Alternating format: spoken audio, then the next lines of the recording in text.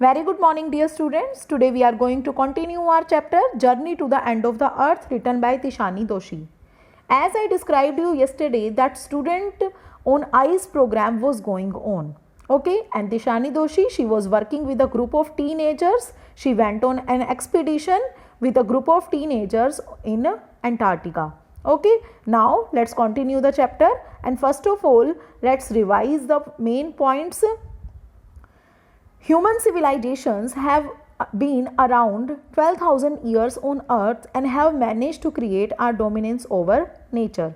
Yesterday I described you how human civilization is getting progress. And now look at here how human civilizations have managed to create our dominance over nature by developing the villages, towns, cities and megacities. Now look at the another main point here. 90% of the earth's total ice volumes are stored in Antarctica. As I described you yesterday that 90% of the earth's total ice volumes are stored in Antarctica, and the icebergs which are prevalent there in Antarctica are as big as countries and was devoid of any human marks. Means human marks वहाँ पर नहीं visible थे, दिखाई नहीं देते थे.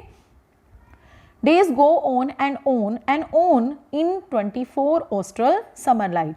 और वहाँ पर टाइम स्पेंड करना फॉर तिशानी दोशी, और जब जैसे ही डे निकलता समर लाइट में it goes on for 24 hours. Now look at here the main and important point. Rapid increase in human population has left us battling with other species for limited natural resources. Rapid increase in human population. Human population में जितना ज़्यादा rapid increase हो रहा है has left us battling with other species, क्योंकि हमें किस चीज़ के लिए हमें छोड़ कर रखा है उन्होंने. Has left us battling, battle करने के लिए with other species for limited natural resources, because we know the fact that we have limited natural resources. So rapid increase in human population has left us battling with other species in this beautiful earth. Now look at here the next part. With students on ICE, he offers the future generation of policy makers a life-changing experience at an age when they are ready to absorb, learn and most importantly act.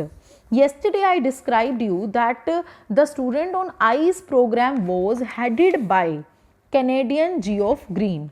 Canadian के जो Geoff Green थे उन्होंने इस students on ice programme को ahead किया था. And with this students on ice programme he offers the future generation. उन्होंने future generation को क्या ऑफर किया? Of policy makers a life changing experience उनके साथ शेयर किया. और लाइफ चेंजिंग एक्सपीरियंस कौन से लोग के एज के लोग गेन कर सकें? When they are ready to absorb, learn and most importantly act. Means जब उस एज के जो स्टूडेंट्स हैं वो स्पेशली क्या कर सकें? Means when they are able to absorb, learn the things properly and most important things in here to act. Now the reason the programme has been so successful, और इस main programme को reason क्या है? That programme was very successful in implementing its vision. क्यों ये possible हुआ? Because it is impossible to go anywhere near the south Pole. Because क्यों था इम्पॉसिबल पॉसिबल हुआ, सक्सेसफुल हुआ? Because it is very easy to sit at home, और it is not impossible, it is impossible to go anywhere near the south pole. क्योंकि south पोल के पास पहुंचना, इतना ज़्यादा पास पहुंचना, it's not any easy task. So it is easy to be blase about polar. Okay, it is easy to be blaze about polar ice caps melting while sitting in the comfort zone of our respective latitude and longitude. सबसे पहले तो ये बात उन्होंने explain किया that कि the programme has been immensely successful in implementing its vision. जो programme student ice programme जो चल रहा था वो बहुत अच्छे से सक्सेसफुल हुआ. और सक्सेसफुल कैसे हुआ? In implementing its vision by the way people get affected by seeing the real scenario. Okay, because it is very easy to sit at home and talk about real issues, but actually जब वहाँ पर जाकर देखना, मतलब घर पे comfort zone में अपने रिस्पेक्टिव लैटिट्यूड और लॉन्गिट्यूड पर घर पर बैठकर देखना, इट्स एन ईजी. ठीक है, सबसे ईजी लगता है.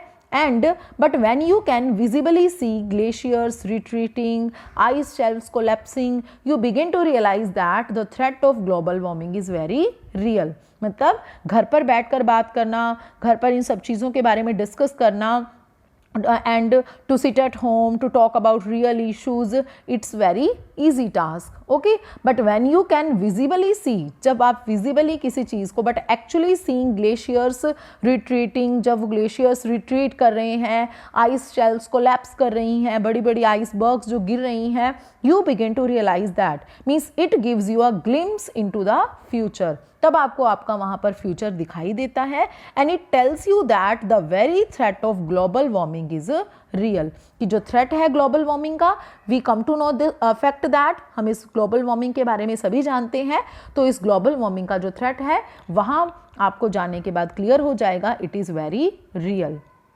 Now look at here, Antarctica, because of her simple ecosystem and lack of biodiversity, is the perfect place to study. सबसे पहली बात, that as I described you earlier, that Antarctica is the very simple, okay, and it is the right place to go there when we get to know about Earth's present, past and future. So here the author describes that Antarctica, because of her simple ecosystem, क्योंकि Antarctica का जो ecosystem है कैसा है, बिल्कुल simple है, and lack of biodiversity वहाँ पर है, so it is the perfect place to study. तो ये स्टडी करने के लिए क्या है, बिल्कुल परफेक्ट प्लेस है.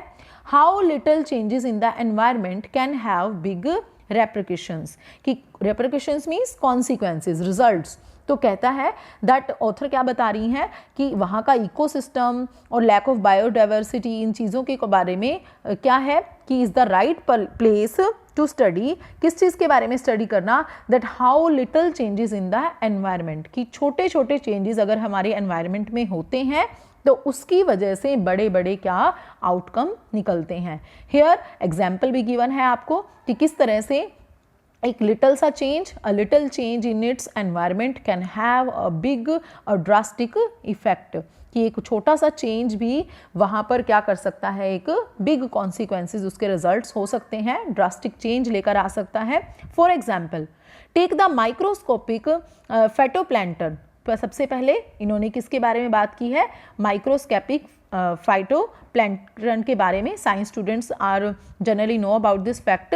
सो ये क्या होती हैं, are grasses of the sea. जो ये छोटे छोटे माइक्रोस्कोपिक फाइटोप्लैंक्टन होते हैं, ये ग्रास होती है सी के अंदर. वो क्या करती है, ये छोटी सी ग्रास, मीन्स अगर हम इसकी बात करें, हमने अभी एग्जांपल दिया that how little thing, how little change can have a big and drastic effect. Okay, किस तरह से एक छोटा सा चेंज क्या आता है, एक बहुत बड़े इफेक्ट के साथ आता है, उसका रिजल्ट बहुत बड़ा निकलता है. सपोज कि जो माइक्रोस्कोपिक ये फाइटोप्लैंक्टन है, ये जो ग्रास की सी में अंदर जो ग्रास होती है, वो क्या करती है एक्चुअल में, nourish and sustain the entire southern oceans food chain. ये सभी जितने भी ओशन के अंदर, साउदर्न सी के अंदर, ओशन के अंदर क्या होते हैं, जितने भी वहाँ पर सी में रहने वाले जितने भी हैं, उन सभी को क्या करती है, ये साउदर्न मीन्स उन सभी को सस्टेन करती है, उन सभी को एंटायर उनकी फूड चेन को सस्टेन करना, उनको नरिश करना किसकी वजह से पॉसिबल हो जाता है, मीन्स सभी को सर्वाइवल का एक ही मेथड मिला हुआ है, और वो सर्वाइवल का मेथड क्या है, वो grasses of the sea. These single-celled plants used the sun's energy to assimilate carbon and synthesize organic compound in that wondrous and most important of, now look at here, most important of processes called photosynthesis. तो यहाँ पर describe किया गया है, now it has been concluded by the scientist. और क्या conclusion उन्होंने निकाला है कि these single celled plants, ये सिंगल सेल जो प्लांट्स होते हैं, वो किसकी सन की एनर्जी को यूज़ करके, कार्बन एसिमिलेट करके और सिंथाइज ऑर्गेनिक कंपाउंड्स, और इस तरह से एक वंडरस और मोस्ट इंपॉर्टेंट प्रोसेस कहलाता है. इसको हमने काफ़ी छोटे बच्चे थे तब से हम सुनते आ रहे हैं इस प्रोसेस के बारे में, and that is the process of photosynthesis. Okay, photosynthesis वो इसीलिए हमें बता रहे हैं कि अंटार्कटिका में हम ये घर पर बैठे हुए इमेजिन नहीं कर सकते that how little things can bring a drastic change in human life in Antarctica. So look at here, As I described you earlier that this students on ICE program was headed by Geoff Green. He thinks that high school students are the future of policy makers, and hence policy provides them a life-changing experience instead of taking the celebrities and retire rich to Antarctica. Means according to him, because he got tired of taking the celebrities and retired rich persons to Antarctica, उनको ले जाकर ये थक चुके थे. So he wants to involve the future generation. तो किनको वो लेकर जाना चाहते थे? फ्यूचर पॉलिसी मेकर्स को, फ्यूचर जनरेशन को. That's why Tishani Doshi she explains you that how she went on an expedition with a group of teenagers. ठीक है, तो उन सबके साथ वो गई थी. तो इस तरह से उन्होंने इस प्रोसेस के बारे में हमें बताया. That programme was going on which name was students on ice programme. Now let's continue it. Process called photosynthesis. We were talking about photosynthesis program, and we were also talking about how a little change in environment can have big consequences.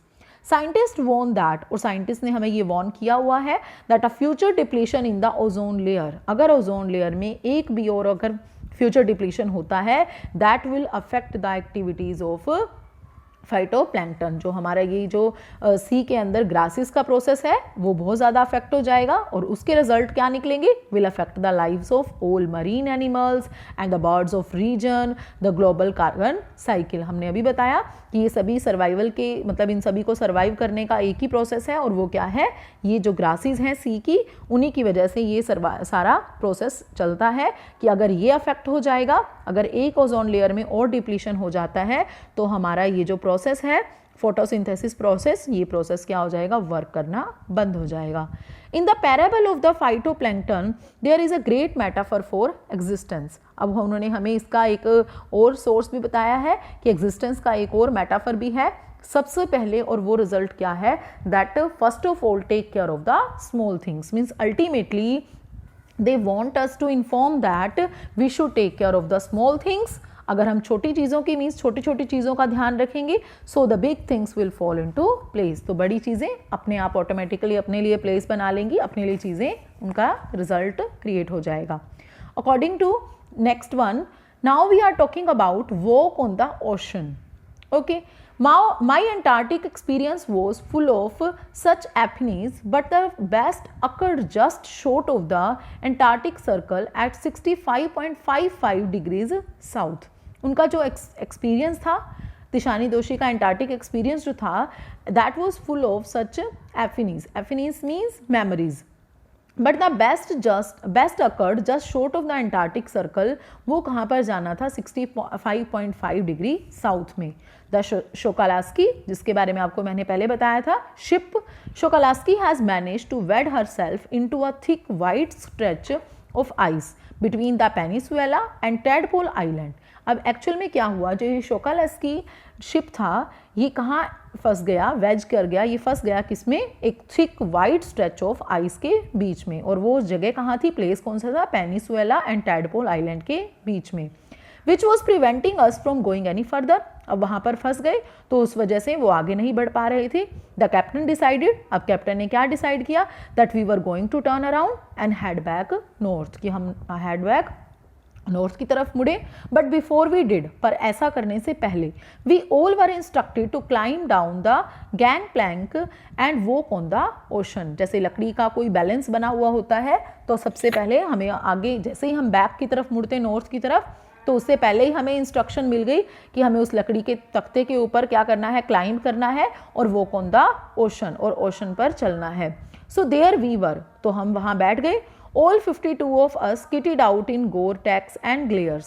हम 52 members, जो group of teenagers और तिशानी दोशी थी साथ में, all 52 of us kitted out in Gore-Tex and glares. हमने चमकदार कपड़े पहने and Gore-Tex walking on a stark whiteness, और हमने उस वाइटनेस मीन्स आइस के ऊपर चलना स्टार्ट कर दिया.